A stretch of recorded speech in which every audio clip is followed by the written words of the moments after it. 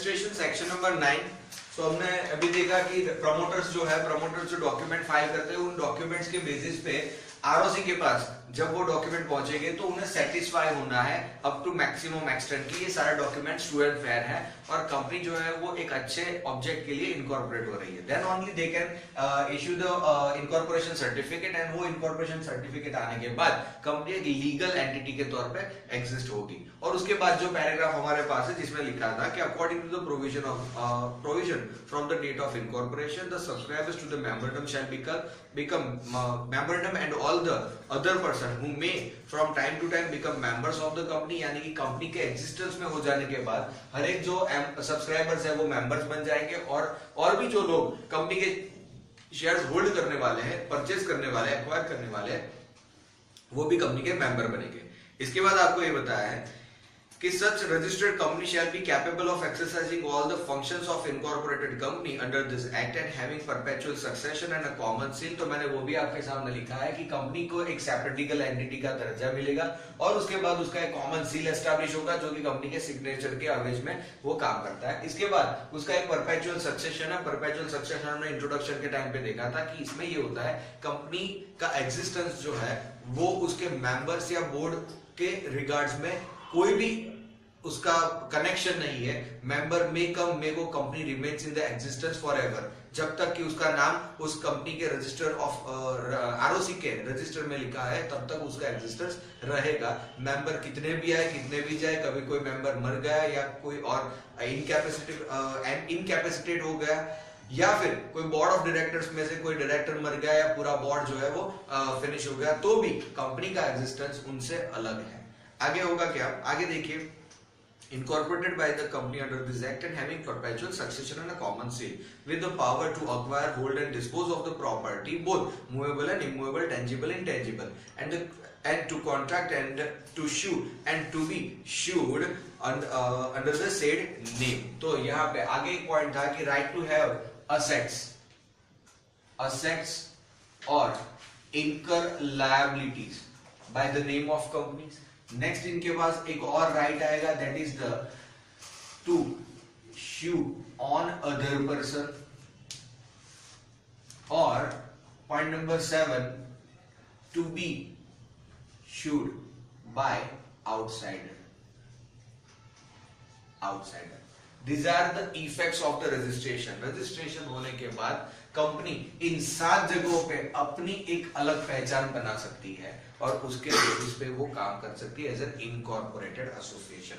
आगे देखिए, from the date of incorporation mentioned in the certificate, company becomes a legal person separate from the incorporation that were covered by this point number 2।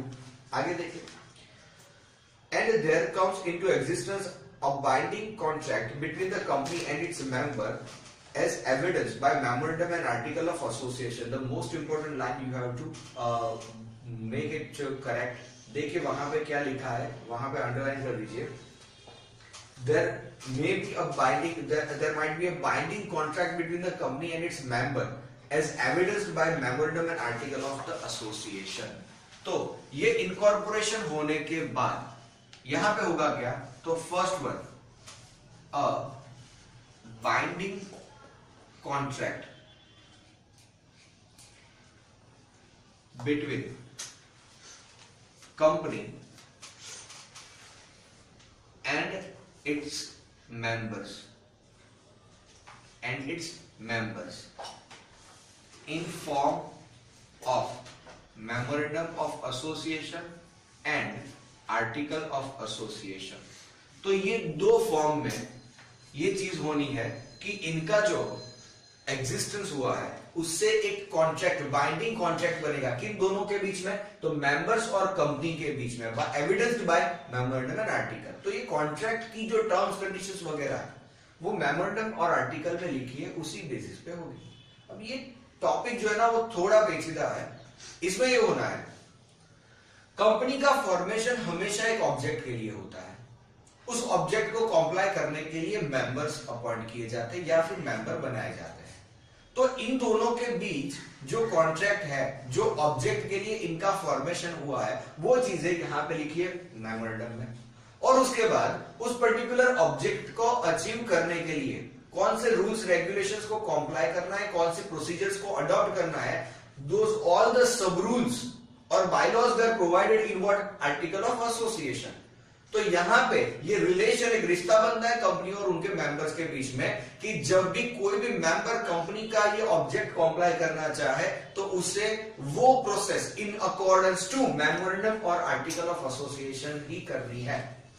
कभी भी कोई भी procedure जो कि memorandum और आर्टिकल को ओवररूल करेगी वो वॉइड एंड इनइफेक्टिव और नल कंसीडर होगी। ओके, तो ये एक बाइंडिंग एग्रीमेंट बनेगा किन दोनों के बीच में, कंपनी और उसके मेंबर्स के बीच में। आगे देखिए, आगे आपको ये बताया है कि it has perpetual succession until it's dissolve by liquidation और the struck out of the register and has common seal. A share holder who buy shares does not buy an interest in the property of the company, but in certain cases a right petition will be maintained by company or its shareholder। देखिए एक और चीज ये भी हमें पता थी कि कंपनी की जो असेट्स है, पॉइंट नंबर 8 में यहां पे लिखता हूं कि members of company does not have interest in assets of company।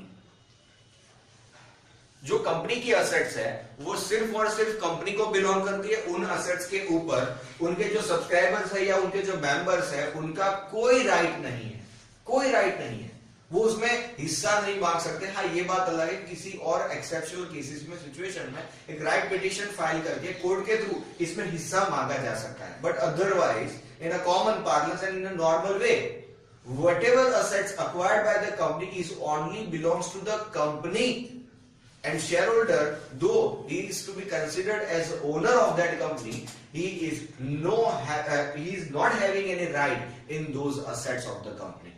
वो सिर्फ और सिर्फ अपने दाव पे लगाए हुए पैसों के जितना ही जुआ खेल सकता है, उतना ही अमाउंट कंपनी से रिकवर कर सकता है या लायबल टू पे है, बट कंपनी की कोई भी असेट के लिए कंपनी उसे हिस्सा नहीं देगी, भले उसे हमने ओनर कंसीडर किया है। राइट, आगे देखिए, a legal personality emerge from the mention of moment of registration of the company, and from that moment the person subscribed to the memorandum and association and other person joining as member as regard to the body corporate or corporation in aggregate and legal person being to function as an entity, a company on registration acquires a separate existence and the law recognize it as a legal person separate and distinct from its member। तो ये हमें पता है, जो कि separate legal entity का concept हमने दिखाया है और ये सक्सेशन का पॉइंट भी हमारे पास है। नेक्स्ट है, it may be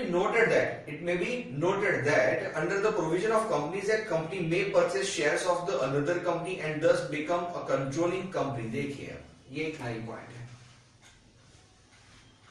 next point है आपके पास इंपॉर्टेंट का कि company can purchase shares of other company। किसी और कंपनी का कंट्रोल अपने हाथ में ले सकती है। तभी तो हमने classification on the basis of control देखा था फ्रेंड्स, याद कीजिए इंट्रोडक्शन के टाइम पे। ये classification on the basis of control में सबसे पहला पार्ट था that was the holding and subsidiary company. तो जब कोई कंपनी किसी और कंपनी के 50% से ज्यादा शेयर यानी कि मोर देन कंट्रोलिंग पावर वो अगर होल्ड करती है तो वहां पे होल्डिंग सब्सिडरी का रिलेशन बनता है। तो यही राइट यहां पे कंपनी एक्ट के थ्रू दिया गया है कि अगर कंट्रोलिंग इंटरेस्ट लेना है so they are allowed to have investment in other company share. तो यहां पे आपको राइट दे दिया गया है, इसके बेसिस पे आप वो कंट्रोलिंग इंटरेस्ट क्रिएट करके रिलेशन क्रिएट कर सकते हो। आगे, so however merely because the company purchases all the shares of other company, it will not serve as a means of putting an end to the corporate character of other company, and each company is separate justice entity। देखिए juristic entity, separate juristic entity। अब देखिए ये point था कि जिसमें मैंने आपको बताया था होल्डिंग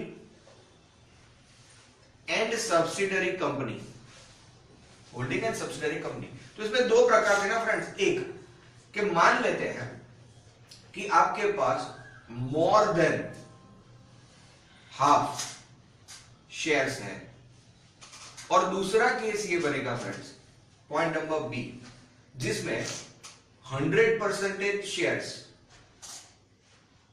वेर होल्ड। ये दोनों केस है, जिसमें केस नंबर 1 में आपको ये बताया कि आपके पास जो शेयर होल्डिंग है वो ग्रेटर देन 50% है, और यहां पे ये बताया कि 100% है। तो केस नंबर 2 के रिगार्ड में हम बात कर रहे हैं, केस नंबर 2 के रिगार्ड में इसमें ये बताया कि 100%।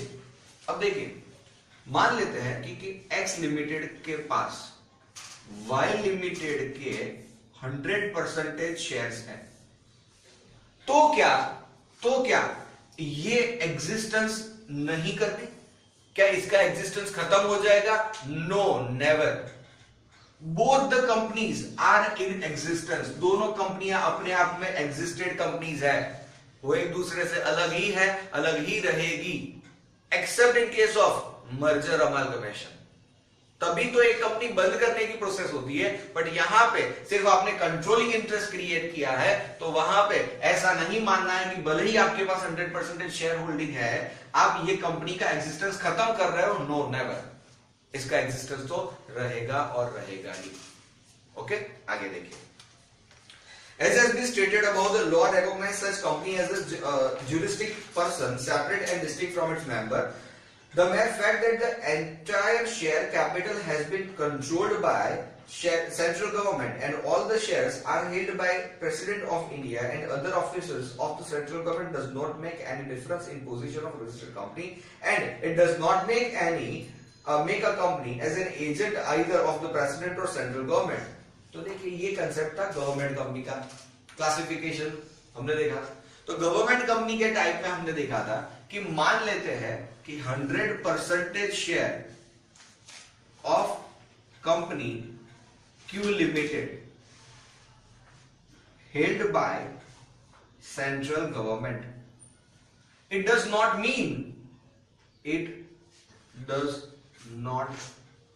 Mean that Q Limited is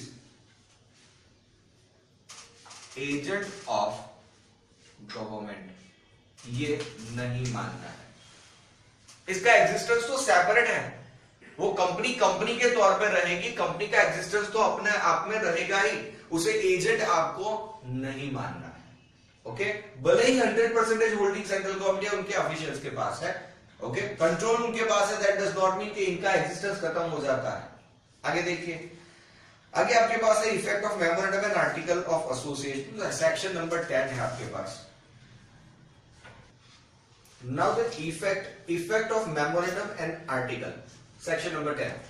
मैंने अभी आपको बताया था ना कि सेक्शन 9 के डिस्कशन के दौरान हमने देखा था कि memorandum of association and article of association, इन दोनों के थ्रू कुछ कॉन्ट्रैक्ट्स बनते हैं, कॉन्ट्रैक्ट्स जो कि दो पर्सन को बाइंड करते हैं।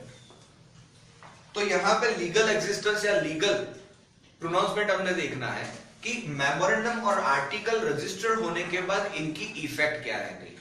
तो इफेक्ट में देखिए, section 10 of the companies act 13, when memorandum and article registered shall bind the company and members thereof to the same extent as if they respectively had been signed by the company and each member, and an agreement to observe all the provisions of the memorandum and of the article, all the monies payable by the members to the company under the memorandum or article shall be debt due from him to the company, debt due from him to the company। यानी कि जब भी company registered होगी तो company